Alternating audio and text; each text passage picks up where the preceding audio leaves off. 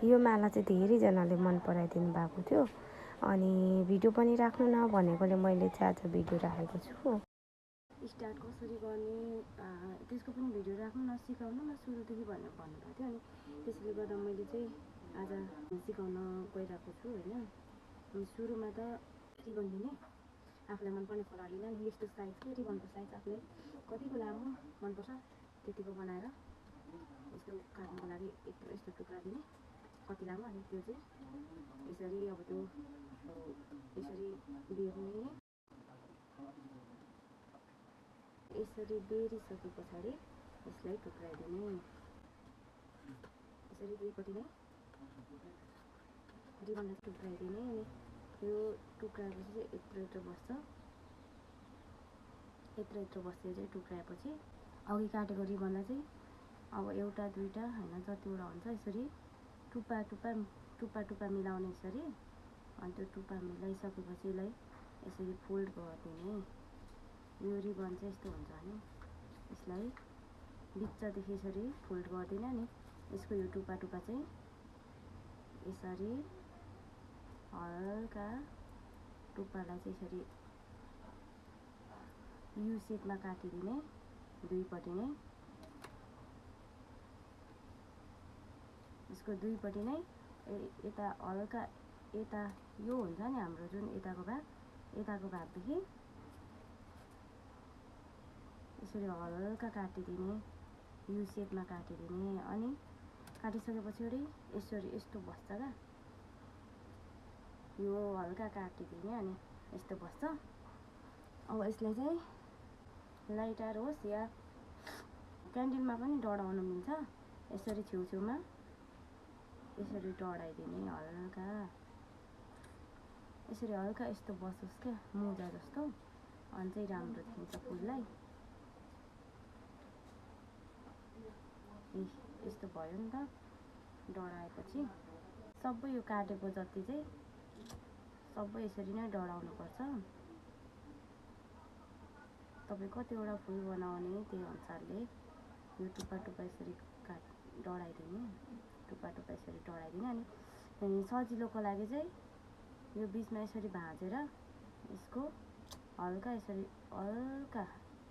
हल्का सेप दिनलाई मात्र यसरी गरिदिने। अनि यतिकै नडढाउँदा नि हुन्छ बिचमा चाहिँ, तैपनि सेप दिनको लागि चाहिँ भरे सजिलो हुन्छ यसरी गरिदिने। यो गरी चाहिँ 3 चोटि भयो है मैले यो भिडियो बनाएको। सेप नै हुँदैन होइन, मैले यत्रो बनाइसकेँ। मैले टिकटकदेखि बनाएको नि त यो भिडियो, अनि त्यही भएर हो कि स्पेस नभएर हो कि यो बनाउँदा मलाई वाक्कै पनि भइसक्यो। अब चाहिँ म यो पनि भएन भने चाहिँ म बनाउँदिनँ। अब हामीले यसरी काटेर यसरी टुक्रा बनिसके पछाडि चाहिँ यस्तो एउटा या यस्तो खाली भएको खोज्ने ग्लु गन चाहिन्छ अनि गम चाहिन्छ। अनि यस्तो खाली भएकोमा चाहिँ अघि हामीले यस्तो यो भाँचेको जुन यो बिचदेखि भाँचेको भाग छ यो खाली भएकोमा ठ्याक्कै राखिदिने यसरी। अनि राखे पछाडि यो आधा भएकोमा चाहिँ यसरी लगाइदिने, आधामा लाउने यसरी, आधामा यसरी लाउने गम। अनि त्यहाँदेखि त्यो गम लगाइसके पछाडि त्यो गम भएकोमा यसरी आधा यसरी रिबन राखिदिने। अनि फेरि यसमा पनि त्यसरी नै आधा यसरी गम लाउने। अनि फेरि त्यो माथि पनि आधामा यसरी आधामा यो रिबन राखिदिने। सबै त्यसै गर्ने हो यसरी नै। अब चाहिँ आधा ग्लु लाउने अनि आधामा फेरि रिबन राख्ने, त्यसै गर्दै वरिपरि खाप्पै खाप गर्दै लाने।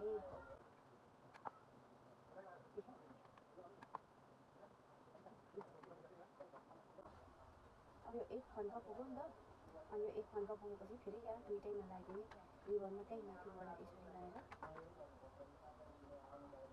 मैले चाहिँ यो बनाएर सकिसकेँ होइन। अब तपाईँ कत्रो बनाउने तर बनाएँ होइन। मैले सिकाउनुको लागि मात्रै बनाएको, धेरै ठुलो बनाएन। तपाईँले चाहिँ योभन्दा ठुलो बनाउँछु भन्दा पनि सक्नुहुन्छ। यता चाहिँ यस्तो बसेको छ, यता चाहिँ यस्तो। अब यसलाई चाहिँ यस्तोमा समाएर यसलाई चाहिँ निकालिदिने बिस्तारै यसरी। अनि यो निकालिसके पछाडि चाहिँ यो कस्तो राम्रो फुल हुन्छ क्या यो। यस्तो फुल हुन्छ है होइन। यसरी बनाइसकेपछि अब यसलाई चाहिँ केमा लाउने भन्दाखेरि म चाहिँ यस्तो डोरी रिबनहरू दिएको छु। अब तपाईँहरूले चाहिँ जे लिँदा नै भयो होइन। अब तपाईँहरूलाई केमा लाउन सजिलो लाग्छ त्यही लाउने। अनि यसरी यहाँ दुलो हुन्छ क्या यसको कसरी छिराउने। अब यहाँ दुलो हुन्छ यति त सबैलाई नै थाहा हुन्छ। यो दुलोदेखि छिरायो यता निकाल्यो। अनि तपाईँहरू कुन कलरको बनाउँछु भन्नुहुन्छ त्यही कलरको बनाउँदा नि भयो, मिक्स गर्छु भन्दा पनि भयो। हाम्रो चाहिँ बिहेको लागि बनाउनु पर्ने चाहिँ 7वटा कलरको चाहिएको थियो र मैले 7वटा कलरको बनाएको यसरी उल्लिने क्या। अनि अब तपाईँले चाहिँ कुन कलरको बनाउनुहुन्छ त्यो चाहिँ तपाईँको चोइस हो। अनि अब हामीले यता यता यसरी बुन्यौँ नि यतापट्टि। अब त्यसरी नै यतापट्टि पनि त्यता पनि लाउने क्या, दुईपट्टि नै लानु पऱ्यो। अब यतापट्टि पनि यसरी नै छिराउने।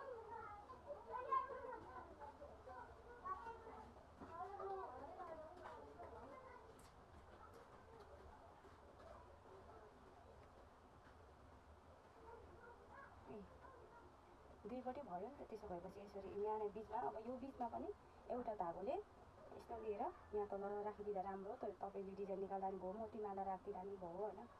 अनि यो चाहिँ अब मैले सिकाउनुको लागि थोरै बनाएँ, तपाईँहरूले धेरै बनाउनुहुन्छ। यसो गरिसके पछाडि माला चाहिँ यस्तो हुन्छ है। मैले चाहिँ यस्तो बनाएँ होइन। अनि तल चाहिँ यस्तो राखिदिएँ। अनि यो चाहिँ कलरको गरिदिएँ। तपाईँले एउटै कलरको पनि गर्नु सक्नुहुन्छ। अनि माथि चाहिँ मैले यसरी मोतीमाला राखिदिएँ।